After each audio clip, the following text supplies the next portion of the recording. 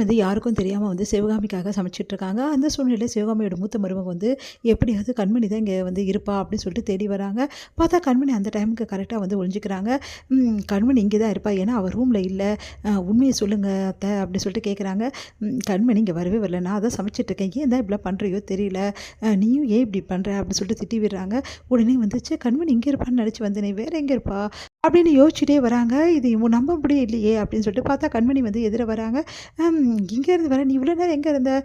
வெளியே தான் இருந்தேன், கார்டனில் தான் இருந்தேன். அப்படி அங்கே இருக்கியா? நான் அங்கே தான் பார்க்கல. சரி சரி, நீ சமையல் கட்டுக்கு போகலல்ல, நான் எப்போ போனேன் சமையல் கட்டுக்கு? அதான் வரக்கூடாதுன்னு சொல்லிட்டாங்கல்ல. அப்பா நல்ல காலம், நம்ம கரெக்டாக தான் வந்து எல்லாத்தையும் கவனிக்கிறோம் அப்படின்னு சொல்லிட்டு போனோன்னே சிரிக்கிறாங்க குழந்தைங்க, ஏமாற்றிட்டோன்னு சொல்லிட்டு. அடுத்து வந்து இங்கே என்ன பண்ணுறாங்க, சாப்பாடெலாம் எடுத்துகிட்டு வந்து வைக்கிறாங்க. நிறைய பேர் வந்துடுறாங்க, கூப்பிட்டவங்க எல்லாம் வந்துடுறாங்க. அவங்கெல்லாம் வந்து எப்படி என்ன சொல்ல போகிறாங்கன்னு சொல்லிட்டு கண்மணி ஒளிஞ்சு ஒளிஞ்சு பார்க்குறாங்க. பார்த்தா வந்து அவ்வளோ பிரமாதமாக இருக்குது, இந்த மாதிரி ஒரு சாப்பாடு, இவ்வளோ டேஸ்ட்டான சாப்பாடை நாங்கள் சாப்பிட்டதே இல்லைன்னு சொல்லிட்டு வந்தவங்களாம் பாராட்டிட்டு போகிறாங்க. அதை பார்த்துட்டு பரவாயில்லையே, இந்தளவு நல்லா சமைக்கிறியா நீ? பரவாயில்ல பரவாயில்ல, இந்தளவு நல்லா சமைச்சிட்டியே, பெரிய விஷயம் தான் அப்படின்னு சொல்லிட்டு அவங்க மாமியார் சொல்லிட்டு போகிறாங்க. உடனே வந்து கண்மணி ஓடி வந்து கட்டிக்கிறாங்க. நம்ம சிவகாமி, கண்மணி நீ பண்ண வேலை இருக்கே, இவ்வளோ நாள் வரைக்கும் என் மாமியாரை பாராட்டுமா, அந்த மாதிரி பாராட்டிட்டாங்க, எனக்கு எவ்வளோ நிம்மதியாக இருக்குது தெரியுமா, நீ பண்ண வேலை இருக்கே அப்படின்னு சொல்லிட்டு சந்தோஷப்படுறாங்க. அன்பு வந்தோடனே இது வந்து நடந்த விஷயத்தை எல்லாத்தையுமே வந்து எல்லாரும் சொல்லிட்டு இருக்காங்க. இந்த மாதிரி அம்மா சூப்பராக சமைச்சாங்க அப்படின்னு எல்லாமே சொல்லிட்டு இருக்காங்க. அதை கேட்ட அன்பு, அம்மா தான் தெரியுமே எப்படி அஸ்து வாங்கினேன் அப்படின்னு சொல்லிட்டு போகிறாங்க. எங்கள் அவங்க தம்பி வந்து, உங்ககிட்ட ஒரு விஷயம் சொல்லணும், நான் காலைல வந்து கண்மணியோட சமையலை வந்து சாப்பிடாமே அவ்வளோ பேசிட்டு போனேன்ல, இன்றைக்கி சமைச்சது யார் தெரியுமா அப்படின்னோடனே, அது யார் அப்படின்றாரு அன்பு.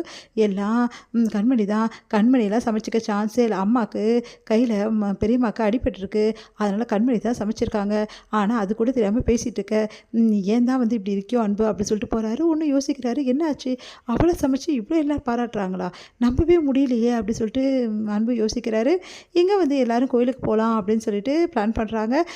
இந்த விஷயத்தை வந்து நம்ம அம்மா கிட்ட சொல்லணும் அப்படின்னு சொல்லிட்டு கண்மணி ஃபோன் பண்ணி அவங்க அம்மா கிட்ட சொல்கிறாங்க. அம்மா நம்ம கோயிலுக்கு போகிறோமா நாங்கள் எல்லாருமே அப்படின்னு சொல்லிட்டு, ரொம்ப சந்தோஷமா, ஃபஸ்ட் டைமாக நான் வந்து அவர் கூட கோயிலுக்கு போகிறோமா, எனக்கு சந்தோஷமாக இருக்குமா, அது குடும்பத்தோட, சரிம்மா போயிட்டு வாங்க அப்படின்னு சொல்லிட்டு சந்தோஷப்படுறாங்க. இங்கே வந்து பாட்டி வந்து ஒரு பிளான் போடுறாங்க, எப்படியும் வந்து கண்மணி வரவே கூடாது கோயிலுக்கு, நம்ம கூட நம்ம மட்டும்தான் போகணும், அதுக்கு வந்து ஏதாவது பண்ணணும் அப்படின்னு சொல்லிட்டு அவங்க வீட்டு பெரிய மருமகளை கூப்பிட்டு சொல்கிறாங்க. அதுக்கு நான் வந்து ஏதாவது பண்ணுறேன் அப்படின்னு சொல்லிட்டு அவங்களும் சொல்கிறாங்க.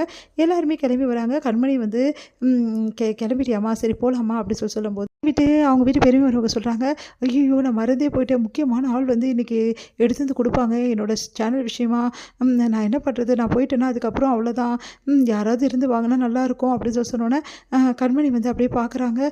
நான் இருந்து வாங்குறேன் அப்படின்னு சொல்லிட்டு கண்மணி வேறு வழியெல்லாம் ஒத்துக்கிறாங்க. அப்பாடா நிம்மதி, கண்மணி விட்டுட்டு போயிடலாம், அதெல்லாம் ஒன்றும் தேவையில்லை, இந்த வீட்டில் அன்பும் கண்மணியும் முதல் முறையாக கோயிலுக்கு போகிறாங்க, அதனால் அவங்க வந்து தான் ஆகணும், இதெல்லாம் வேணால் நான் பார்த்துக்கிறேன் இருந்து அப்படின்னு சொல்லிட்டு சிவகாமி சொல்கிறாங்க. ஐயோ என்னது இது, அத்தை வந்து வீட்டில் இருக்கேன்னு சொல்கிறாங்க, நம்ம போட்ட பிளான் எல்லாம் சொதப்பிட்டாங்களே அப்படி சொல்லிட்டு, இல்லை அத்தை ஒரு நிமிஷம் இருங்க, நான் ஃபோன் பண்ணிட்டு வரேன் அப்படி சொல்லிட்டு நான் ஃபோன் பண்ணி கேட்டுட்டேன், ஒன்றும் பிரச்சனை இல்லையா, நாளைக்கு கூட எடுத்து தருவாங்க, அதனால் போகலாம் அப்படின்னோடனே, உன்கிட்ட போய் ஒரு பொறுப்பு ஒப்படைச்சேன் பாரு அப்படின்னு சொல்லிட்டு பாட்டி டென்ஷன் ஆகிறாங்க. சாரி பாட்டி அப்படின்றாங்க. வேறு வழி இல்லாமல் எல்லாருமே வந்து கோயிலுக்கு கிளம்புறாங்க. அதை பார்த்துட்டு வந்து செம்மையாக டென்ஷன் ஆகிறாங்க பாட்டி. இந்த கண்மணி வந்து வரக்கூடாதுன்னு சொல்லிட்டு எவ்வளோ பிளான் பண்ணாலும் வராளே, மறுபடியும் இவளை வேறு ஏதாவது பிளான் பண்ணி தான் இங்கேயே இருக்க வைக்கணும், இவள் வந்தால் வேலைக்கே ஆகாது, இவளை விட்டுட்டு தான் போகணும் அப்படின்னு சொல்லிட்டு யோசிக்கிறாங்க பாட்டி. இதோட முடியுது.